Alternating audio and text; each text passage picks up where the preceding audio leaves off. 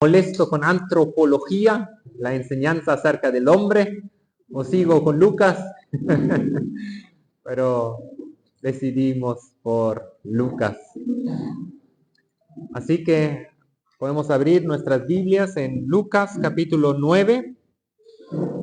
Y tengo entendido de que la última vez habíamos hablado acerca de la alimentación de los 5,000.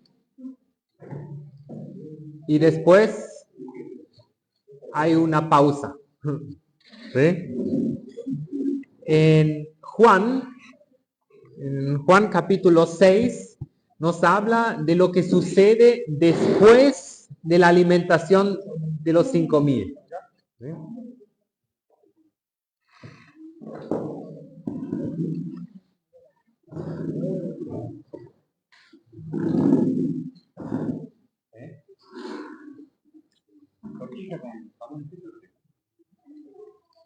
Bien. ¿Están? ¿Qué milagro hizo Jesús en el capítulo 9?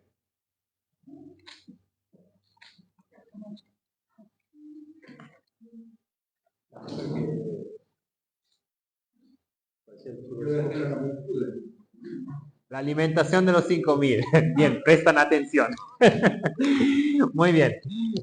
Sale Jesús de hacer ese milagro caminando sobre el agua. Vemos que él va al otro lado de la orilla. Eso lo podemos leer en Juan capítulo 6, pero seguimos en Lucas. Yo solamente les cuento de que al final de que él está hablando lo que una vez nos dijo Sergio, creo que era el domingo, que hay que comer la carne de Cristo, beber la sangre, y todos se horrorizaron y dijeron, ¿qué? ¿Vamos a morder?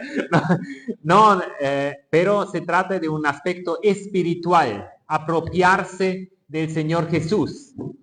Y al final del capítulo 6 en Juan, Jesús dice, ¿quieren irse ustedes también? Se da vuelta a los discípulos y le responde Pedro. ¿Qué le dice? ¿Recuerdan? ¿A quién iremos? Tú tienes palabra de vida eterna. Y es justamente una confesión de Pedro que no aparece en Lucas, pero sí aparece otra confesión que es en otro lugar, que es en Cesarea Filipo. Queda más al norte de Israel. ¿Sí? Cesarea Filipo está más al norte. Ahí hay un lindo acueducto, uno puede visitarlo. También un anfiteatro muy conocido.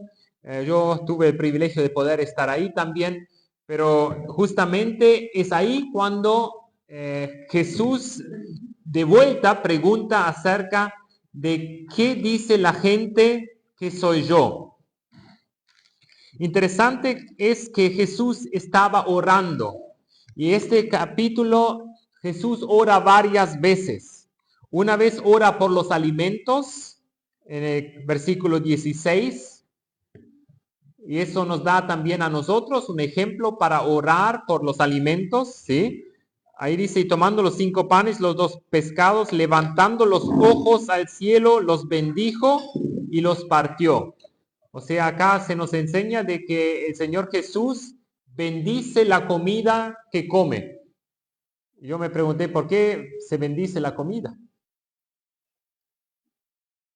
Para que nos caiga bien.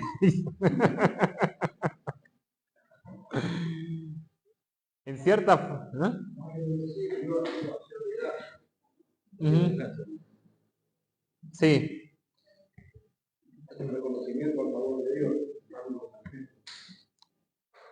Sí, es importante eso, saber de quién provienen los alimentos, darle las gracias, bendecirle también es, yo digo algo bueno, o sea, pero ¿qué es lo que es bueno? O sea, Dios es el que me da el sustento y eso es agradecimiento. Yo tenía así como entendido que, viste que hay una parte donde dice algo así como que si te dan, vos vas a comer a algún lado y no sabes de dónde proviene esa comida, entonces vos bendecís para que sí, esa comida no te haga mal, O viste que dice que habla de los ídolos, también si está sacrificado a los ídolos, Ujú. es como que vos orás y, claro, como que santificás la comida, una cosa así. Puede ser. Así es como lo entendía yo. Ujú. También agradeciendo, ¿no? Pero especialmente yo siempre oro como agradeciendo, pero como para amar, ¿sí?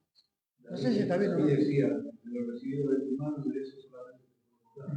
Ujú. O sea, recibimos y al mismo agradecemos a Dios por lo que está. Sí, es verdad. Bueno, el pensamiento de Esteban es también interesante.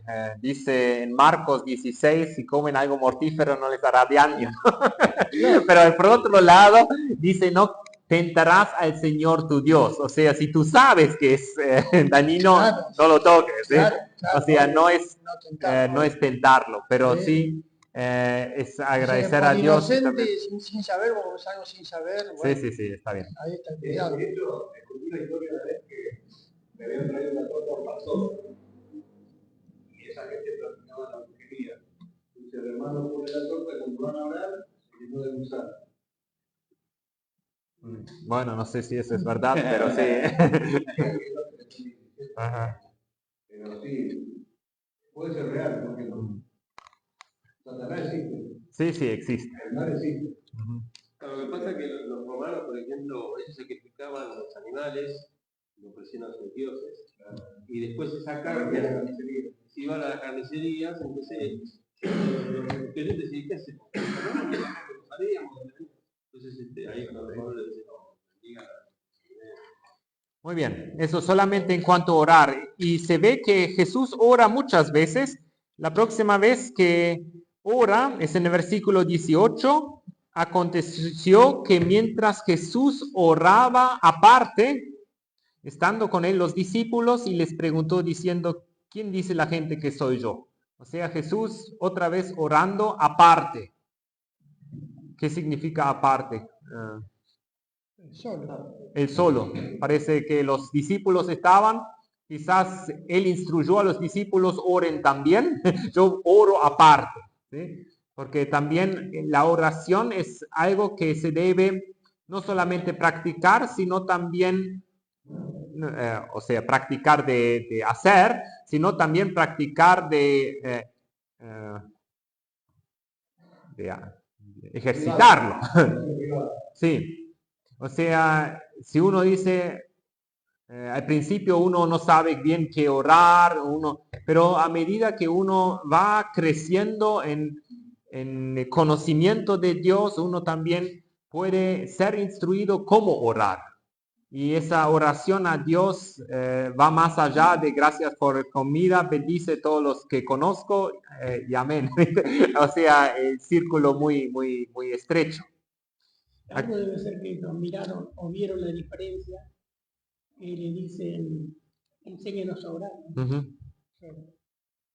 Aparte de nuestras oraciones, llegan al cielo, porque lo dicen aparte en Apocalipsis.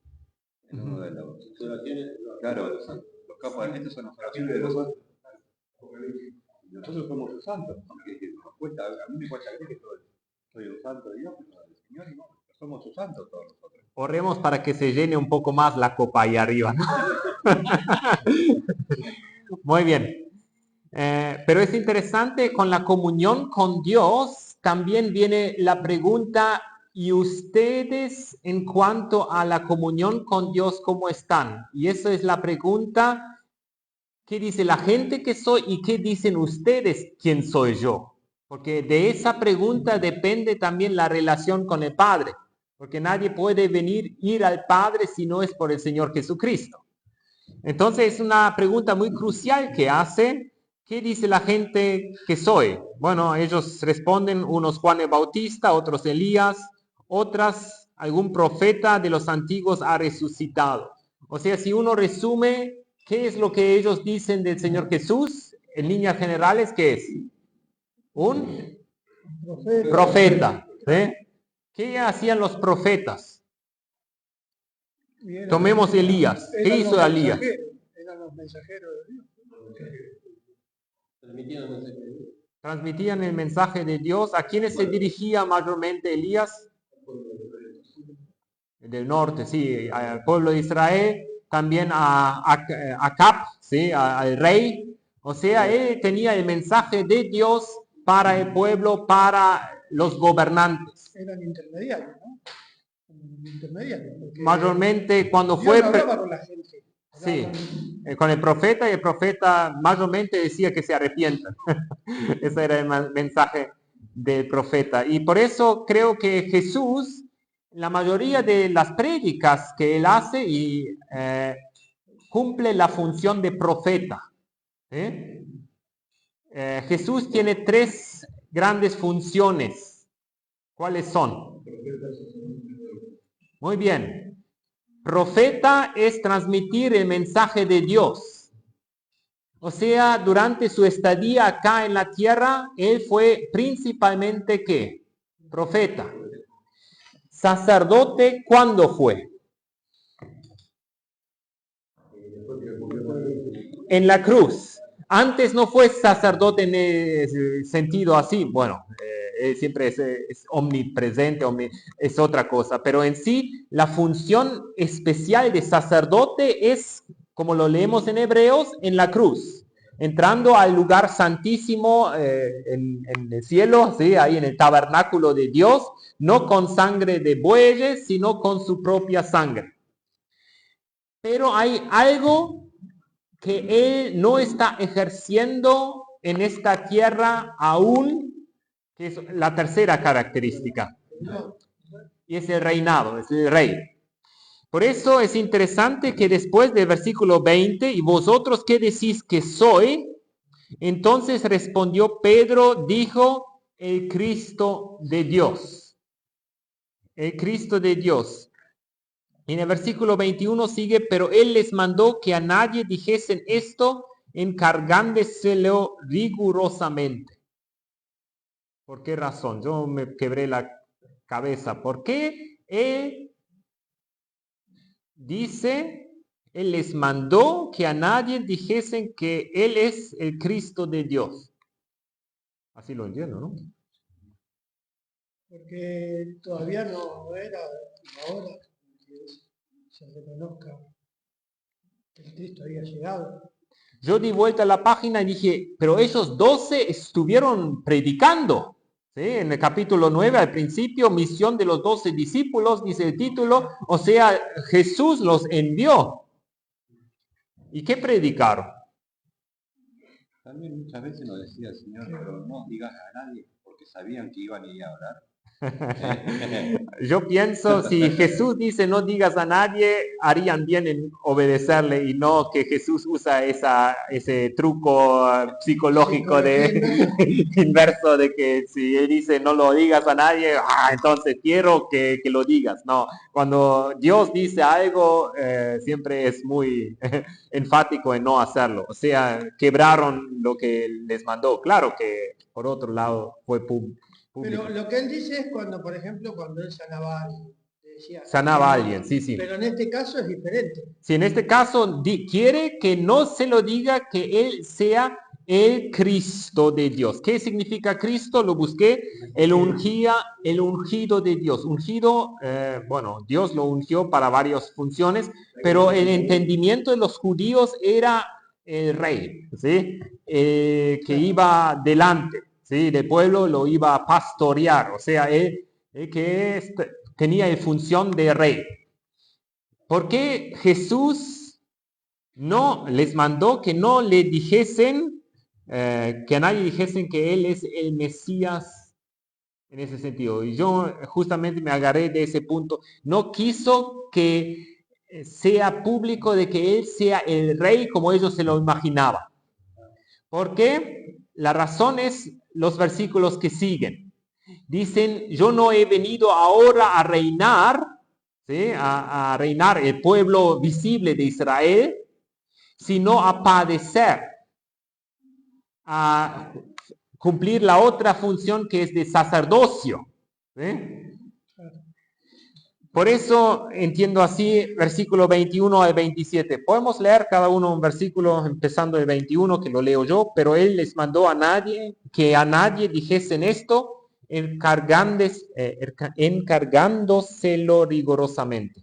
Y diciendo, es necesario que el Hijo del Hombre padezca muchas cosas y sea desechado por los ancianos, por los principales sacerdotes y por los escribas, y que sea muerto y resucite al tercer día. Y decía a todos, si alguno quiere venir en pos de mí, níguese a sí mismo, tome su cruz cada día y sígame. Porque todo el que quiera salvar su vida la perderá. Y todo el que pierda su vida por causa de mí, este la salvará. Pues ya aprovecha al hombre que gana por el mundo y por el derecho de Dios. Porque el que se avergonzare de mí y de mi palabra, de este se avergonzará el Hijo del Hombre cuando venga en su gloria. En la del Padre, de los hombres. Pero os digo en verdad que hay algunos de los que están aquí que no gustarán la muerte hasta que vean el reino de Dios. Muy bien.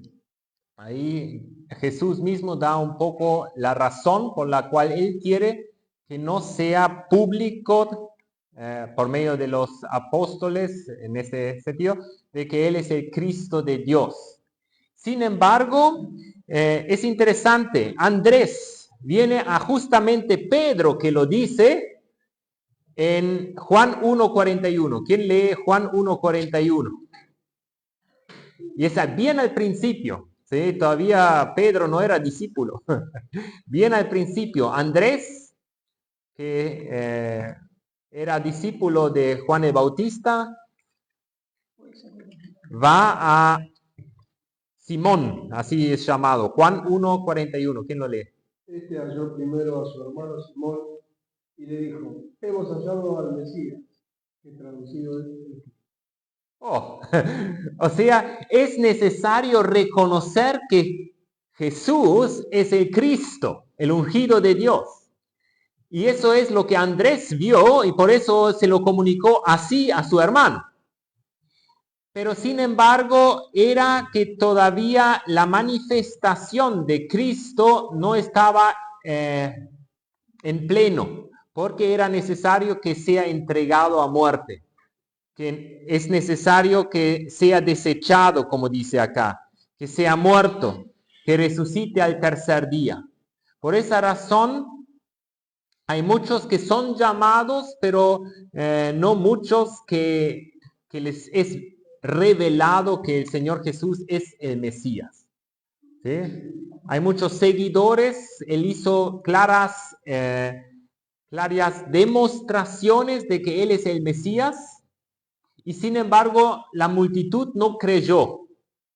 Pero hubo un momento después de la muerte y resurrección, y eso lo podemos ver en Hechos. ¿Dónde lo anoté? Hechos capítulo 2, versículo 36.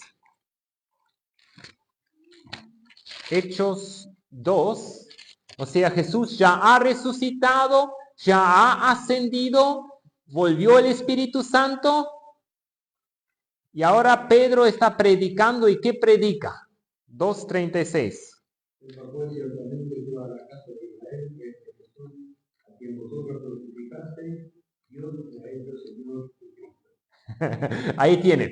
Jesús les prohibió decir el Cristo de Dios, que Él es el Cristo de Dios.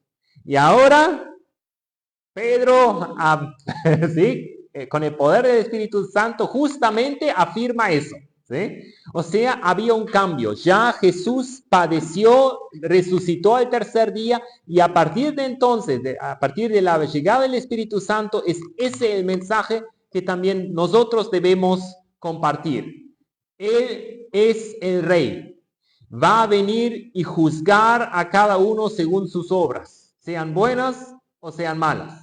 ¿Sí? O sea, Él es el que está en dominio y manda, ordena que todo el mundo se arrepiente y venga al conocimiento del Evangelio. ¿Sí? O sea, autoridad, sumisión. Él espera eso. Y todo el que se rebela contra Él va a ser juzgado por rebelión. ¿Sí? O sea, es así de fuerte. ¿Sí? Eso pasó Jerusalén, ¿no? Sí, en Jerusalén. La primera iglesia. Sí, Hechos 2 es ahí donde la primera prédica de Pedro. Todo judío. Sí. Pero es interesante cómo eso cambia, ¿sí? Jesús llega a ese punto y a partir del versículo 23 les dice las condiciones que no sé quién estuvo el domingo en la reunión, predicó Junior. Estaba un poco triste, había muy pocos que se quedaron ahí, pero predicó muy bien acerca justamente de Lucas 15, 26 y 27. Y es interesante, Lucas 23, si alguno quiere venir en pos de mí, niéguese a sí mismo, tome su cruz cada día y sígueme. Si leemos el 15, 26 y 27, vemos como una repetición de ese texto. Lucas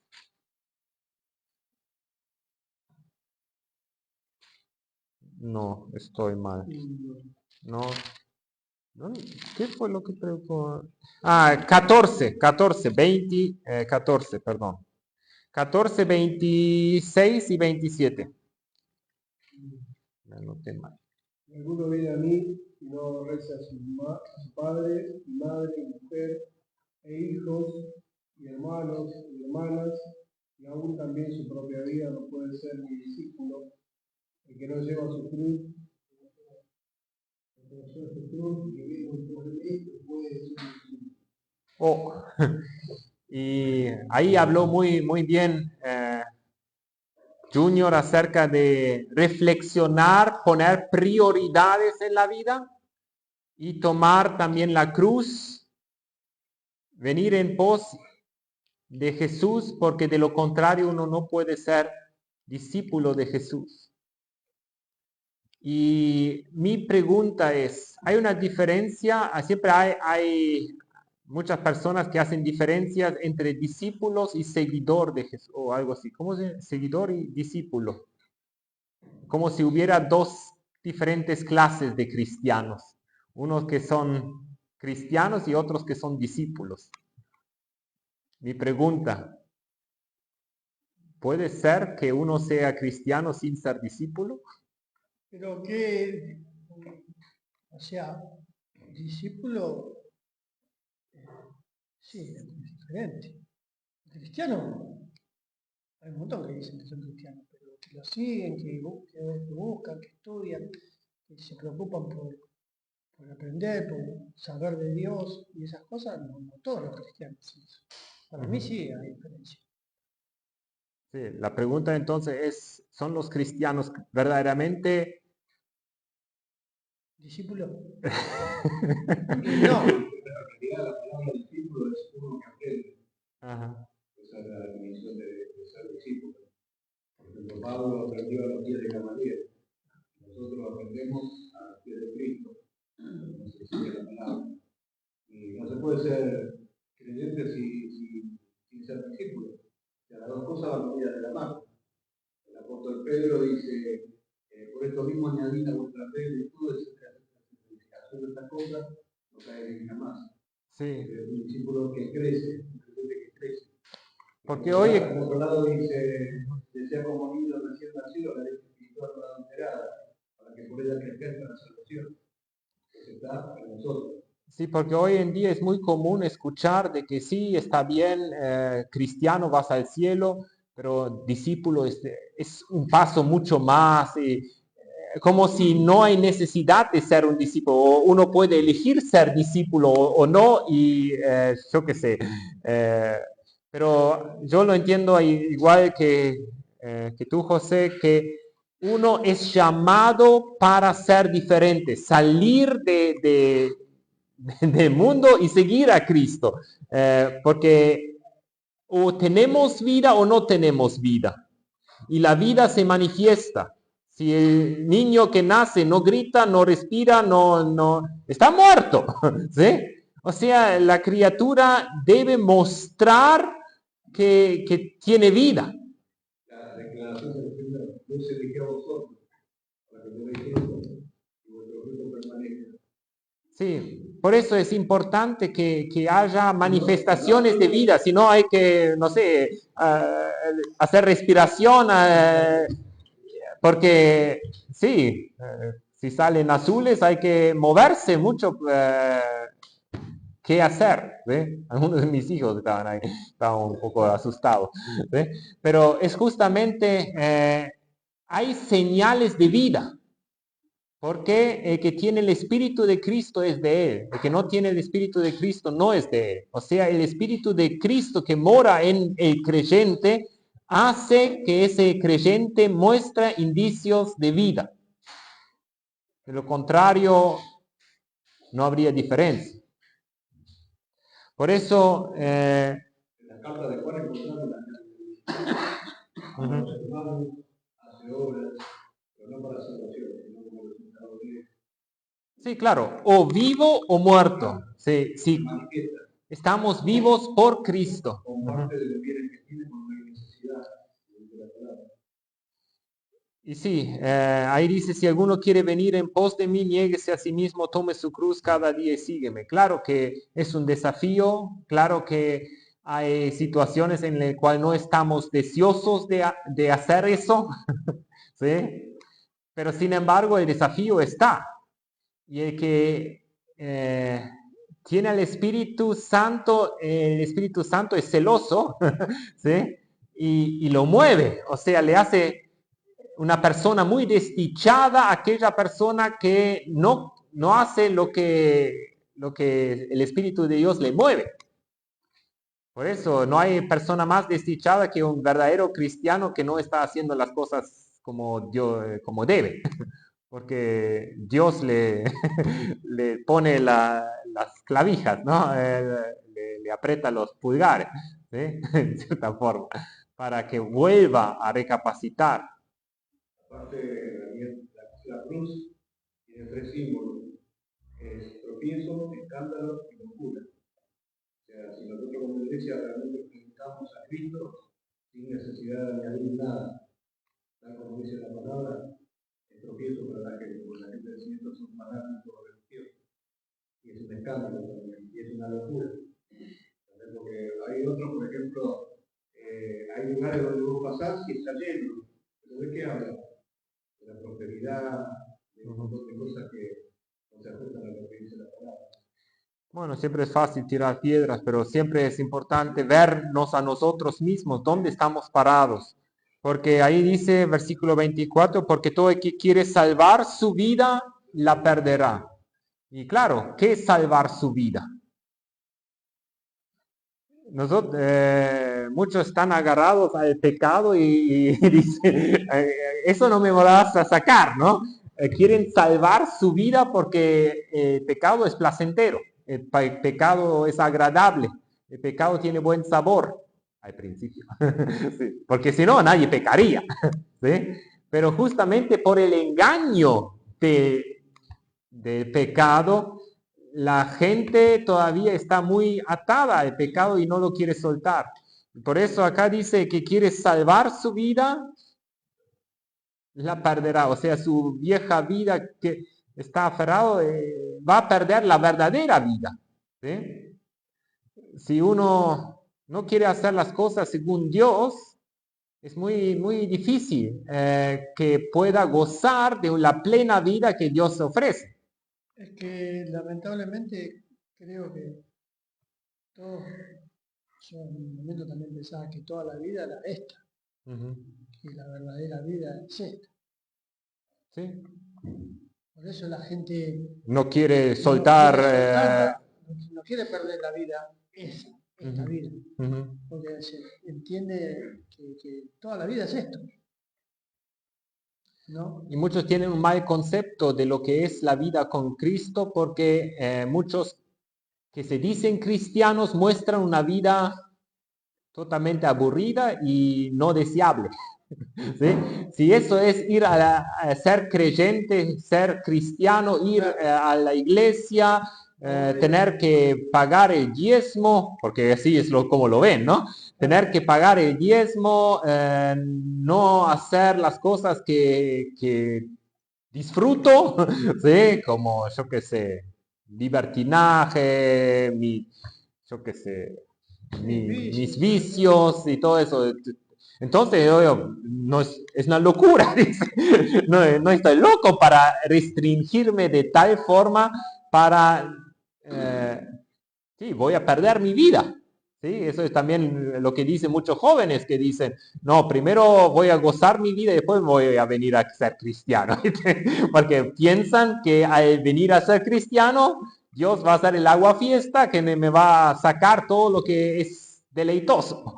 Es lindo. Entonces, justamente ahí viene Jesús y dice, mira, si tú quieres agarrar esa vida, vas a perderla. ¿Sí? Siempre digo, nómbrame cualquier cosa que hay disfrute en esta vida. Cualquier cosa. Un ejemplo. A ver, alguien que me diga algo que es deleitoso en este No son buenas. Cigarrillo. cigarrillo. Bueno, sí. O sea, tomemos cigarrillo, vicio, ¿sí? Cualquier vicio puede ser cigarrillo, droga, pornografía, son todos vicios, ¿sí? Porque hasta lo último es un vicio. Entonces, si quieres salvar eso, dice, es tan placentero, no lo quiero dejar, ¿sí? Perderás un montón de cosas más, o sea, perderás, por ejemplo, el poder oler bien, ¿sí? La naturaleza o las flores o no sé, porque por el cigarrillo está todo bloqueado, ¿viste? O por las drogas, estimulas tanto sí, esa dopamina que te perdés esa estimulación por recursos que Dios te dio. ¿Sí? O sea, dopamina está bien, es el recurso natural de tu cuerpo, pero si tú usas la droga para cosquillear esa dopamina en tu cuerpo, entonces cualquier otra disfrute que Dios te da y que es lindo y permitido, tú vas a decir, ¿qué es eso? ¿Sí? Lo mismo que pornografía. Tú dices, tan linda sensación, también dopamina, o no sé, qué lindo, pero eso te quita después poder disfrutarlo con el cónyuge, ¿sí? Te roba la felicidad que Dios quiere darte en bendición. Y por eso es tan importante que Dios dice, suelta eso. ¿Sí? Suelta lo que tú consideras vida, porque no es vida. Por eso dice acá que quiere salvar su vida, ¿sí? La perderá. Pero el que la pierde, su vida, otra vez siempre su vida, ¿sí? El que pierde su vida por causa de mí, ¿sí? Por amor de Cristo, Él sabrá por qué voy a soltar eso. Él dijo cigarrillo, yo dije las otras dos cosas. Voy a soltar eso porque yo creo que lo que Dios me da es mejor. Por causa de mí, esta la salvará. No solamente acá, sino yo creo que eso es más allá. No solamente la vida, sino la vida eterna. Pero la vida también incluye. ¿Sí? No solamente los cristianos son, pobrecitos, tienen que ser consolados para otra vida porque acá son unos miserables. No, dentro de todo Jesús, Dios, nos da en esta vida ya todo lo que necesitamos y podemos estar muy tranquilos, muy disfrutando las cosas que Dios nos da, con contentamiento, que nos ayuda Dios también, ¿sí? A no ir siempre detrás, como todo el mundo, detrás del dinero, saber decir, bueno, eso es lo que Dios me dio y lo voy a tomar con agradecimiento. No necesito el último modelo de coche, ¿sí? O sea, José dice, alcanza con que no gotee el agua. ¿Sí? Pero sí, o sea, en cierta forma... Cuando vos decís esas cosas así, me ha pasado que dicen, bueno, pero ustedes son conformistas. Sí, en cierta forma somos conformistas y en cierta forma no conformistas. Eso es, pero ¿es malo ser conformistas? No, o sea, todo depende de lo que vos pretendas al final. Sí, lo importante es ser no conformista en forma real, porque acá el mundo ahora te dice tú puedes ser todo lo que tú quieres ser. Mentira. Si tú quieres ser, yo qué sé,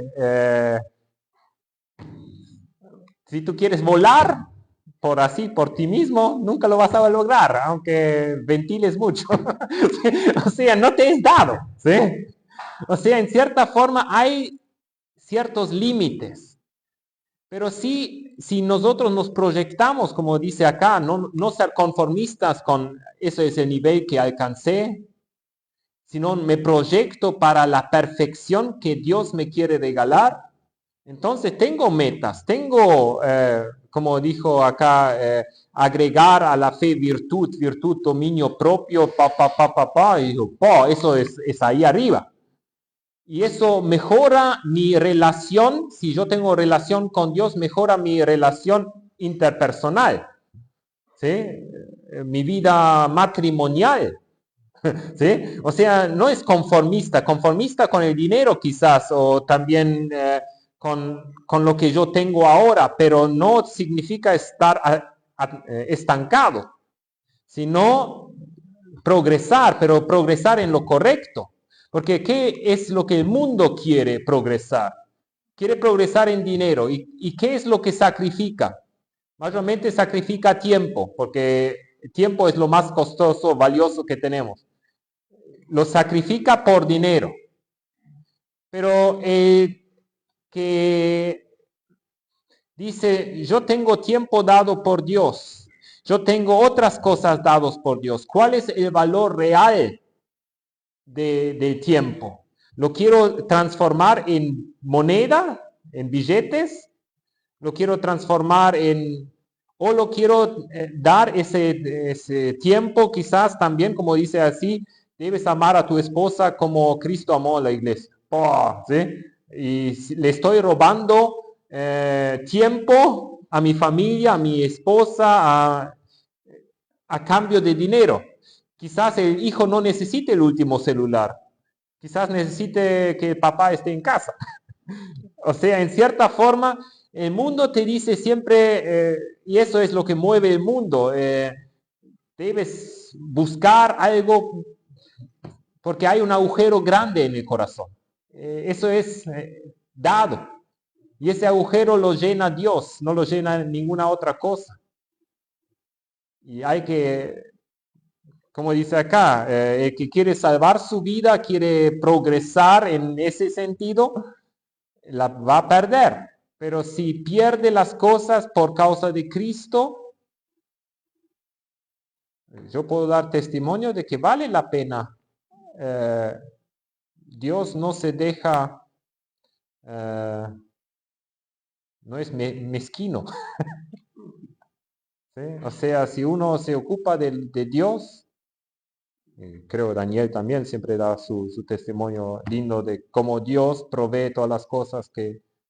Y hay muchos, o sea, es así, que si uno solamente busca las cosas de nuestro entorno, claro que es importante tener una profesión y hay que esforzarse. Por ejemplo, mis hijos no tienen otra cosa que ir al colegio, mayormente de las obligaciones. Bueno, después tienen que obligación de levantar la mesa, de otras cosas que es de la convivencia familiar. Pero en sí, del trabajo, ellos ahora tienen el tiempo especial de estudio. O sea, si ellos lo hacen para el Señor, van a estar bien. O sea, se van a poner las pilas, quizás no les dé el cerebro para ciertas materias, y no sé, todo comprensible, pero hacen lo mejor. Y eso produce en cierta forma también un avance, pero no un avance desesperado de buscar las cosas que uno piensa, sino es buscar las cosas de Dios. ¿Puedo agregar una cosita? ¿Sí? Yo creo que la contraposición es ser agradecidos a Dios.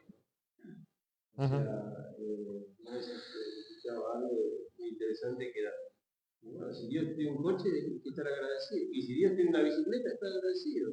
¿No?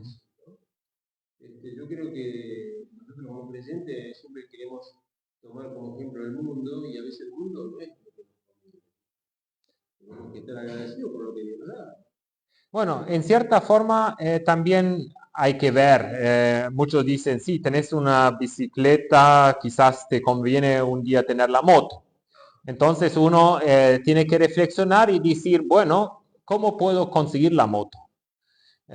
Si Dios me da un cierto ingreso, entonces puedo ver, porque ahí también dice, no debáis a nada a nadie, sino el amaros unos a otros. Si yo me tengo que tomar la tarjeta naranja, préstamo para conseguir una moto, que al final no me pertenece, sino pertenece al banco, casi puedo asegurarte que no es la voluntad de Dios que tengas la moto, porque te va a llevar a no ser feliz, ¿sí?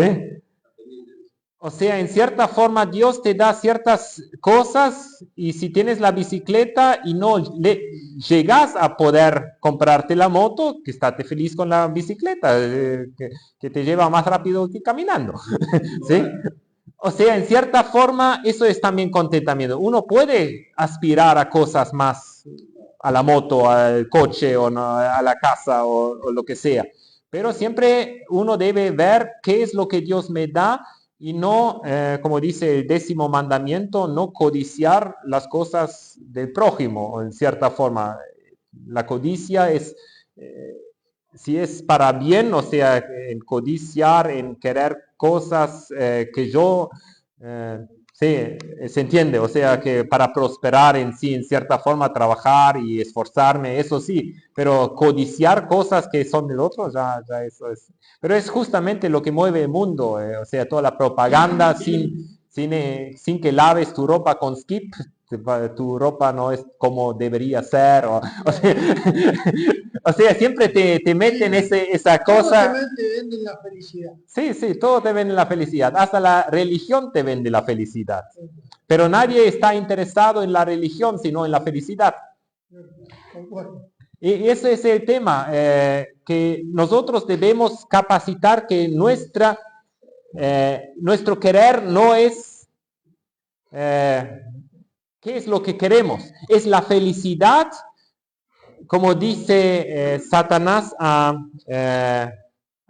Dios. Job no te está buscando a vos, él está utilizándote a ti para alcanzar su tranquilidad, su felicidad. Pero sácale todas las cosas y vas a ver que la medicina no la va a querer. Quien toma medicina no quiere la medicina en sí, quiere la salud. La medicina es el mal que tengo que tragar para alcanzar mi propósito, que es la salud. Y así muchos toman la religión como esa aspirina, ese medicamento que me lleva a lo que yo quiero. La salud, o el bienestar, el buen sentimiento, la felicidad, ¿sí? Y el mal necesario es la religión, es ir a la iglesia, es Dios, ¿sí? Pero Dios no quiere ser la vía, es la vía, pero no es solamente quiere ser la vía, sino también quiere ser el destino. Por eso Job aprobó, porque él dijo, yo estoy buscando a Dios. No solamente que él sea la medicina, sino él también sea lo que yo quiero al final. Y eso es lo que nosotros debemos reflexionar. Por eso también acá el versículo, ¿estás dispuesto a soltar las cosas que no te llevan a una mejor relación con Dios, a la meta que es Dios mismo? ¿O solamente mal usas la iglesia, Dios, todo como medicina para llegar a tus propósitos? Porque muchos hacen ese cambio con Dios. Yo cumplo contigo, yo tomo la aspirina, sí, o esa píldora amarga, solamente si tú me provees lo que yo deseo. Y lo que yo deseo, ahí tenés la lista. ¿Sí? Y ahí debemos reflexionar qué es lo que nosotros queremos soltar y podemos soltar, o debemos soltar, como dice acá. El que pierde su vida, la puede ganar si la pierde por Cristo, no por tontez. Porque hay unos lo pierden por tontez, ¿no? Pero ahí dice la motivación es por causa de lo que dice Cristo, por lo que es Cristo. Entonces eso da otro peso. ¿Sí? Pregunta, comentario, que no terminamos. Tengo una duda, pero con un versículo más abajo del 27. Ajá. Que por ahí lo entendí mal. Ya que estamos acá, te voy a preguntar. Sí, Dice sí. que el versículo 27 dice, pero os digo en verdad que hay algunos de estos que están aquí que no gustarán la muerte hasta que vean el reino de Dios. Sí, ¿Sí? Y después, como 8 días después, dice, pasó lo de la transfiguración. ¿Tiene que ver esto de la transfiguración con este versículo? yo pienso que tiene que ver con no digáis que yo soy el Cristo. No digáis que yo soy el Mesías, que yo soy el Rey. Y ahora acá dice, hay algunos que no morirán hasta que vean el reino de Dios. ¿Cuándo empezó el reino de Dios? Visible todavía no empezó, porque todavía no lo podemos ver visiblemente, pero sí podemos verlo visiblemente en personas transformadas en el pueblo de Dios. O sea, el reino de Dios está en medio de ustedes, ¿sí? En cierta forma, a partir de la iglesia es la revelación, el pueblo de Dios es donde reina Dios, en cierta forma. Todavía no en gloria, no demasiado gloria, si no miraba, no tan glorioso, pero sí es el lugar donde reina Dios. Y ahí creo que hace referencia, pero os digo en verdad que hay algunos que están aquí que no gustarán la muerte hasta que vean el reino de Dios, o sea, establecido el reino de Dios que se va expandiendo en forma de reinado de Dios. Pero claro, la transfiguración, muchos toman que la transfiguración ya es una revelación de la forma que de Cristo reina. Pero yo lo aplico más bien a la parte de arriba donde dice, aunque ahí dice 8 días después de eso, ¿sí? En cierta forma hace un puente. Pero el reino de Dios, Juan, es justamente el que después vio el reino de Dios en el Apocalipsis, por ejemplo. ¿Sí? Ve hasta el verbo de Dios, o sea, hay algunos que no murieron hasta hayan visto el reino de Dios más allá de lo que vieron los otros en forma de la iglesia, que puede ser también un reino de Dios, pero todavía con muy en debilidad. Está Pedro, Pablo. Sí, bueno, Pedro está. ahí no está, Pablo no estaba, pero Pedro sí. Okay. Puede Así ser lo entiendo también yo. por ahí. Sí. ¿No? Pablo también, justamente, por lo que yo entendí. Sí, pero no, él está hablando a los discípulos acá, así que sí, sí. Pero sí, no sé en qué forma, pero seguramente el uno o el otro ha visto el reino de Dios. Es más, hay cosas que no aparecen en la Biblia, como por ejemplo Natanael. Jesús dice que si ven al Hijo del Hombre subir y bajar los ángeles sobre él. No sé, ahí en Juan 1, ese verdadero israelita. Y no aparece en la Biblia el texto exacto donde aparece esa visión de que ángeles subían y bajaban sobre Cristo. O sea, puede haber muchas otras cosas que no aparecen en la Biblia que sucedieron, porque Juan mismo dice, si se escribiesen todas las cosas que Cristo había hecho y experimentado ahí, no alcanzarían los libros para escribir todas esas cosas. O sea, en cierta forma hay cosas, no sé si algunos de ellos después han visto el reino de Dios en otra forma como Juan, quizás Santiago que después murió martirizado, tirado abajo del templo y otras cosas, pero sí, estoy seguro de que se cumplió. Bueno, oramos. Gracias Padre Celestial porque tú eres un maravilloso Dios que nos has sido revelado como profeta, la última palabra de Dios en cuanto a relevancia de que tú eres la palabra de Dios, la vida, tu palabra es vida. Tú eres el profeta que nos reveló el camino al Padre porque tú has dicho que tú eres el camino al Padre. También ese sacerdocio donde estamos cada vez maravillados que tú nos incluyes en ese sacerdocio. Tú eres el sumo sacerdote que ofreció su propia sangre en expiación de nosotros y nos haces a nosotros también sacerdotes para interceder por otros, para llevarlos a los pies tuyos, a orar, interceder por ellos. Gracias, Señor, por esa tarea que tú también que tú cumples y también nos has delegado también a nosotros. Y también confiamos de que un día tú volverás como Rey, como Mesías, visiblemente sobre esta tierra. Harás por fin paz, porque los seres humanos son incapaces de hacer paz.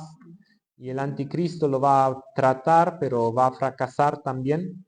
Gracias, Señor, porque conocemos al príncipe de paz y confiamos de que un día vamos a estar contigo, no por nuestros méritos, sino disfrutando de tus méritos y de también querer seguirte, tomar nuestra cruz que tú nos indicas, esa cruz que también incluye con dejar las cosas que no te agradan, sean vicios, sean cosas que de nuestro carácter, de nuestra lengua, de nuestro andar.